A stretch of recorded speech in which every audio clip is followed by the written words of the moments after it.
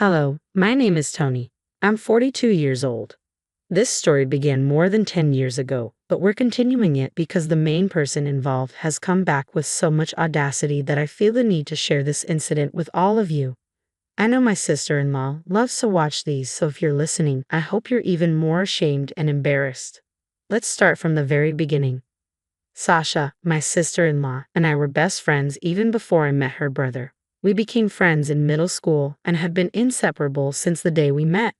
I didn't meet my husband until I was in college. I hadn't had the opportunity to meet him earlier because he was always out whenever I visited Sasha's house.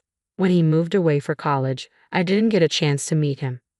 I actually met him by chance. I had seen his face in family pictures at Sasha's house, so I recognized him when I met him for the first time at a bar. He didn't know who I was and approached me. I was surprised but let it play out.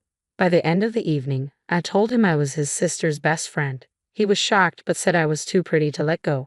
He continued to pursue me, and after Sasha said it was okay, we started dating. We got married 2 years later and moved in next to Sasha and her husband Brett. After a year of marriage, Sasha and Brett had a baby girl, Via. I loved Via to bits. She was the cutest kid with the loveliest smile and laugh.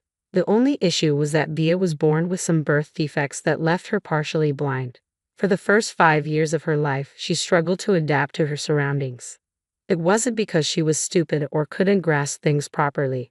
Rather, her parents refused to accept that their daughter was visually impaired. They would put her in situations where she had no experience, which were potentially dangerous because they wanted her to live a normal life. Now, don't get me wrong. I fully believe in making our societies more accessible for people with disabilities so they can live better and more normal lives.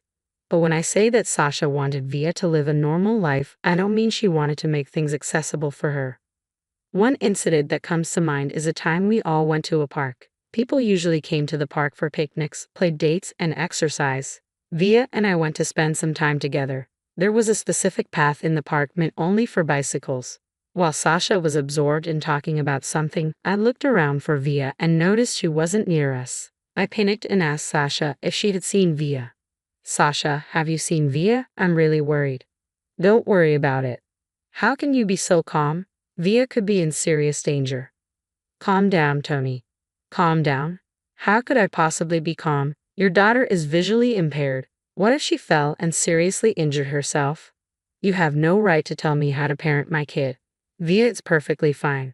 I never said that you don't know how to parent your child. I'm saying that I'm literally the only one who actually cares for your daughter. You need to be more responsible. I know what's best for her, and I don't need you to interfere or tell me what I'm doing is wrong. Why are you trying to fight me right now? She could be hurt right now. You need to take this seriously. I am her mother, not you. Back off and let me handle it my way. At that point, I was too panicked and angry to continue talking to Sasha. I started retracing our steps to find Vita. Sasha kept angrily calling me back and yelling that we weren't done talking. I ignored her. My heart was racing too fast to care about Sasha. I ended up finding Via. She was crying, trying to grasp something to help her navigate, calling out for her mom and me. I felt so relieved when I saw her. I called out to her, and her face immediately lit up. She giggled as she made her way over to me. I waited as I watched her waddle over, but she was walking really close to the cycle track. Suddenly, a large number of cyclists rode the track at high speeds. My stomach dropped. I quickly got up to catch her, but before I could take my next step, Via slipped and fell straight onto the cyclist's path.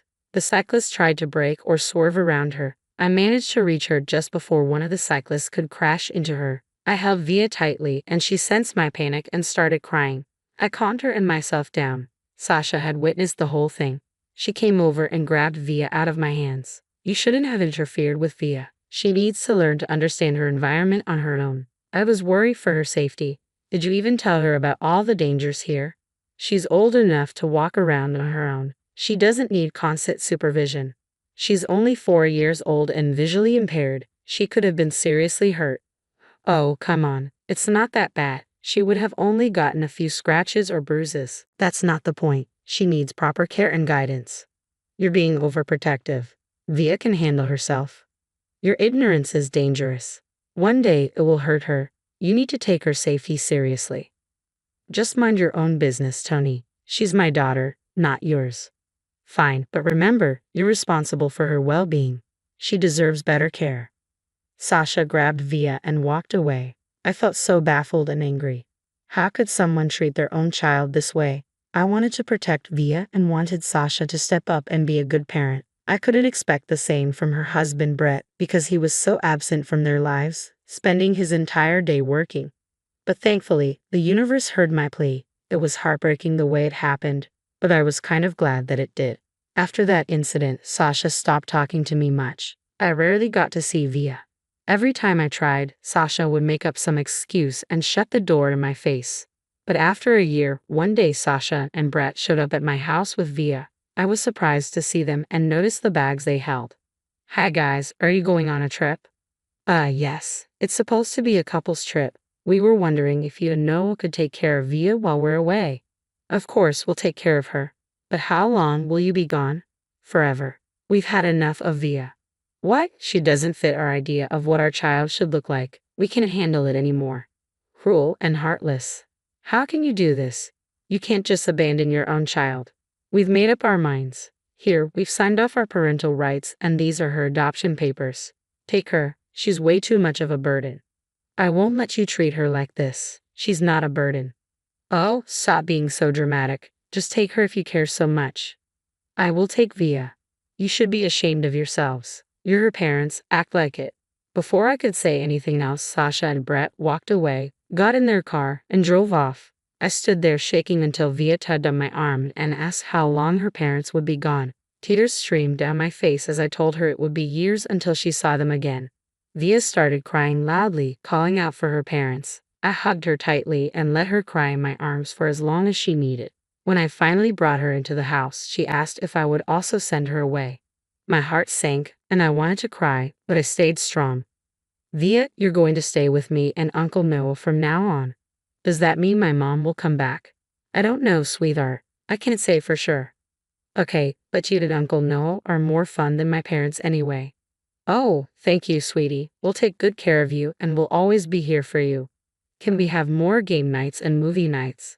Absolutely. We'll all have fun together. Yay, I love you, Aunt Tony. I love you too, Via. Always remember that. That evening, I told Noah about everything that had happened. He was furious with his sister and brother-in-law. He tried calling them, but his calls always went to voicemail. As the days passed, we slowly accepted our new reality. We were overjoyed to take care of Via. Even though she had been neglected, she was still very well behaved. It was a joy to watch her grow up. Eventually, days turned into months and months into years. Via grew into a beautiful young woman. We got along so well that we even forgot about Sasha and Brett. Via stopped calling us Aunt Tony and Uncle Noah 6 months into living with us. We became her parents in every way, and we loved her deeply. Though she was still mostly blind, she got much better at finding her way around. When she was 12, her doctor told us there was a new development in medicine that could restore Via's vision. We were shocked and asked if it could be fully restored. The doctor said while it might not be 100%, they could achieve about 85%. We were overjoyed. That night, we sat down with Via to talk about the news. Via, sweetie, how do you feel about the news? I'm scared, Mom. I don't want to lose what little sight I have. It's okay to be scared, but we'll make sure to find the best doctors to help you. Really, Dad? Do you promise it won't make me fully blind? We promise. We'll choose the best places with the highest success rates. You'll be safe. Okay, I want to do it, but I'm scared. It's natural to feel scared, but we'll be with you every step of the way. I know. I want to see what my real parents look like. The fact that the first people Via wanted to see after her surgery were me and Noah made us both tear up. We were blessed with an absolute angel in our lives. The surgery was scheduled for the next month, so we spent the days leading up to it together, having fun game nights and movie nights to distract us from the nervousness. Finally, the day of the surgery arrived, and it went successfully. It took Via 6 months to fully heal, but Noah and I stood by her every step of the way. During this time, we grew even closer as a family.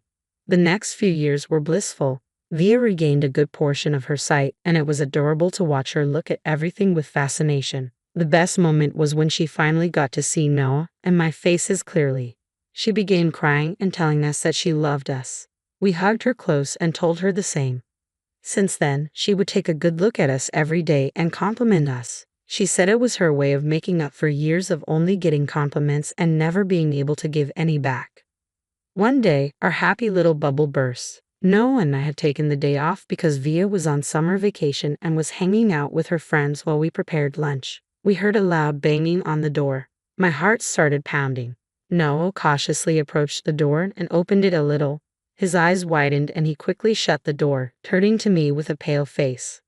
I asked what was wrong, and he told me Sasha was outside. Before I could fully process what was happening, my body switched to autopilot. I threw open the door and saw Sasha standing there, looking apologetic.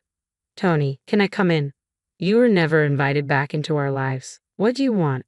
Please, I'm sorry for running when things got hard and dropping my burdens at your feet.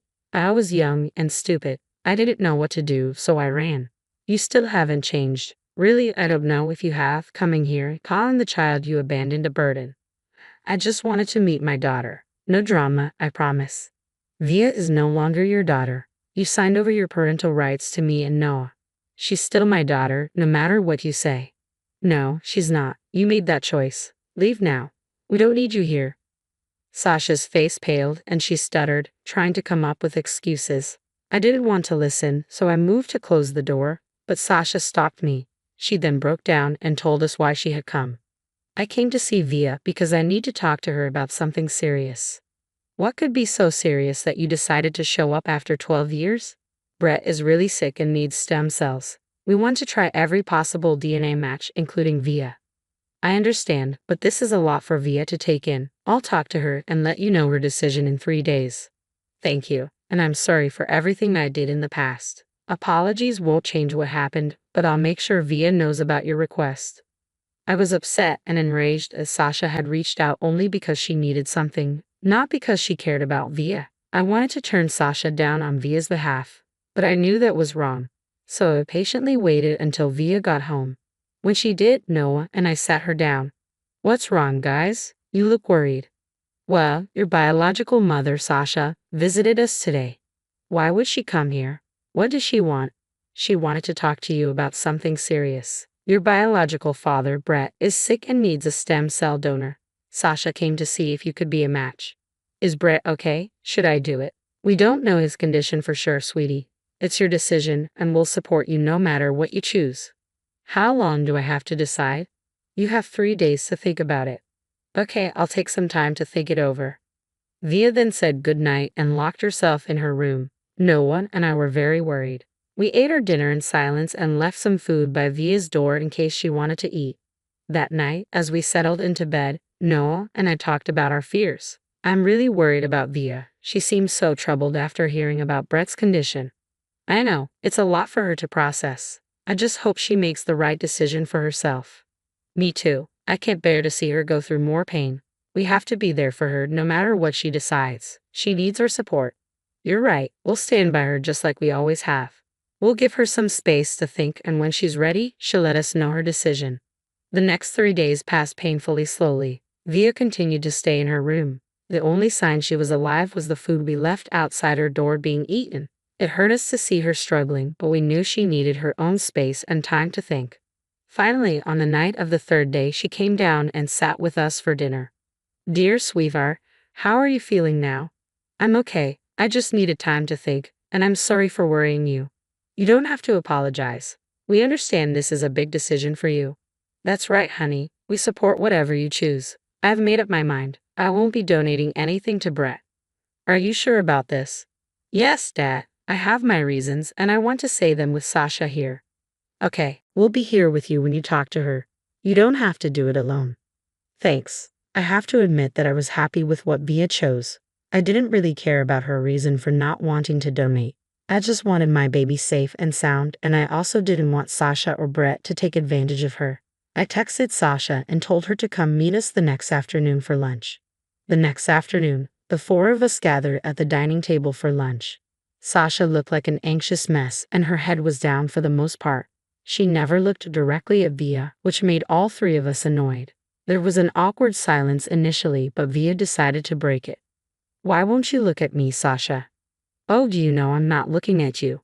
Mom and Dad helped fix my vision. I can see you now." "They did? Why?" "Because we love her and want her to have the best life possible. You'd have to throw it in my face. Do you want to know my decision or not? Yes, I do. What did you decide? I've decided not to donate anything to Brett. Why should I help you after you guys left me? It's your duty as our daughter. No, I'm only mom and dad's daughter now. They actually care about me, unlike you. I felt insanely proud of my girl. I loved how she put Sasha in her place and how aware she was of herself. At that moment, I felt a huge surge of pride in the way my daughter had grown. But now, instead of being upset or angry at Via, Sasha turned to me. It's all your fault that Via is making this decision. You poisoned her mind against me.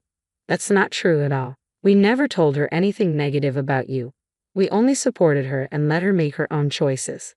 Via is old enough to decide for herself, and we'll stand by her no matter what. You're spoiling her. I'll call CPS and get her taken away from you. But you never cared about me for 12 years, and now you only come back because you need something. You didn't even ask me how I was doing. I'm grateful that I got my sight back because I got to see my biological mother for the first and last time. With that, Via got up from the table and walked into her room. Sasha looked gobsmacked. No, and I calmly asked her to leave our house. Sasha tried to fight, but we didn't entertain her. No squared up to her and scared her away. We gave Via some time to cool down and collect herself after Sasha left. We then cautiously knocked on her door. When she let us in, we had a quick talk with her. Before we could even ask her how she was doing, she smiled big at us and told us not to worry. We knew she didn't want to really talk about it at the moment. So Noah suggested movie nights, and we enthusiastically made our way to the living room to spend the rest of the day binge-watching crappy movies. It's been a year since everything that happened. Via has healed and grown a lot more. We haven't brought up the incident with Via, but we know that she's okay, and that's all that matters.